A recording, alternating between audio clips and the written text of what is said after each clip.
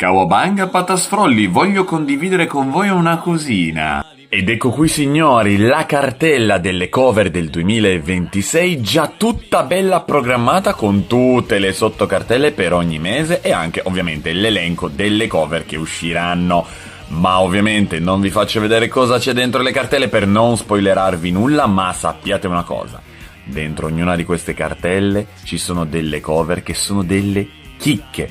Ci sono cover romantiche, come cover energiche, cover melanconiche, c'è di tutto qua dentro, ma signori, se volete scoprire cosa ci sarà in ogni cartella mese per mese, avete un'unica cosa da fare: seguirmi su Instagram e su YouTube, perché ogni mese ne uscirà una nuova e vi posso assicurare che non sapete neanche cosa aspettarvi e rimarrete tutti estremamente entusiasti.